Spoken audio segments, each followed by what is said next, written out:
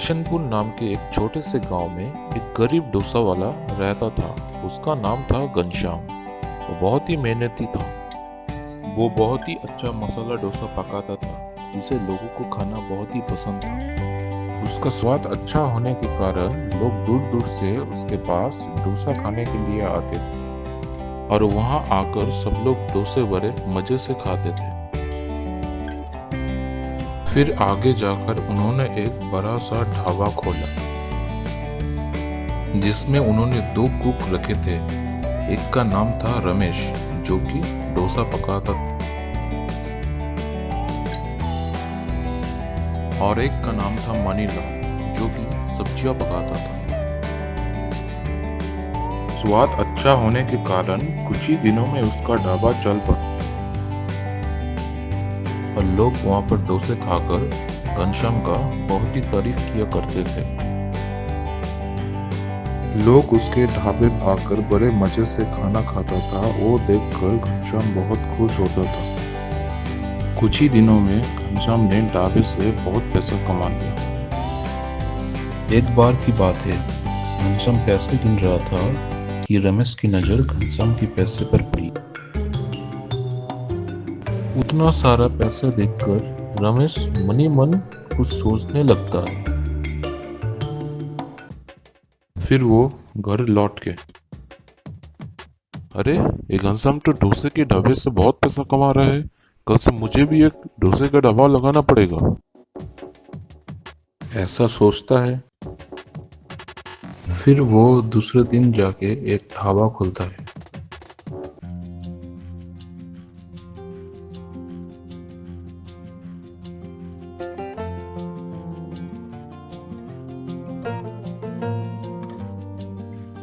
जो कि बिल्कुल घनश्याम के ढाबे के सामने होता है।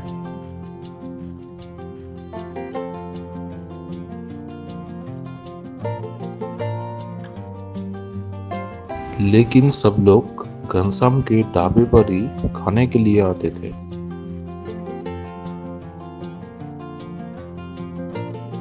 और आकर खाना मांगते थे।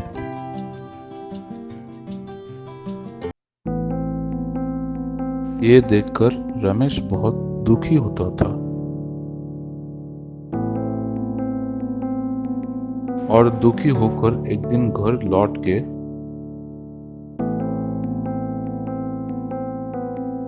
काफी गहरी सोच में पड़ जाता है। और बहुत समय तक सोचने के बाद वह अपनी दोस्त गिरीश से जाकर मिलता है और उससे मिलके कहता है, गिरीश भाई, मुझे तुम्हारी मदद चाहिए थी। वो घनश्याम है ना, डोसे वाला, वो आजकल बहुत पैसा कमा रहा है और मुझे उसका डोसे का ढाबा बर्बाद करना है।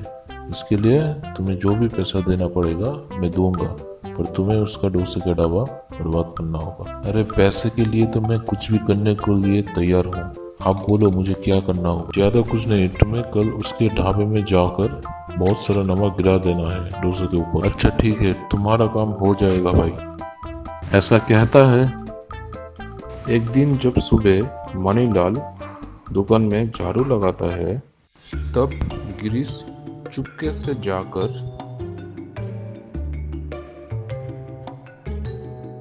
डोसे में बहुत सारा नमक गिरा देता है। उसके बाद जब वे लोग उस डोसे को खाते हैं, उन्हें वो डोसा पसंद नहीं आता है और वो बहुत निराश हो जाता है। उसके बाद एक ग्राहक उठकर घनश्याम से जाकर मिलता है और उसे कहता है, अरे, खाने में इतना नमक क्यों है? जानते हो खाने में कितना गंदा लग रहा है। वो बातें सुनकर घनश्याम को समझ नहीं पाता है और इससे पहले कि वो कुछ सोच सके और एक ग्राहक आकर कहता है, अरे भाई, डोसे में इतना नमक क्यों है? ये क्या बना दिया है तुमने? फिर वो कुछ समझ न पाकर उनसे माफी मांग लेता है। जी हुजूर, मुझे माफ़ कीजिए, मुझे पता नहीं है कैसा हो गया। चलो कोई बात नहीं, तुम हमेशा डोसा अच्छी बनाते हो, इस बार हो गया ऐसा। अगली बार से ऐसा नहीं होना चाहिए। ये सब कुछ दूर खड़ा रमेश देख रहा होता है और बहुत दुखी होता है क्योंकि वो उसका ढाबा बर्बाद नहीं कर सका। फिर वो अपने किए पर पछताता है और समझ जाता है कि अच्छे लोगों के साथ हमेशा अच्छा ही होता है।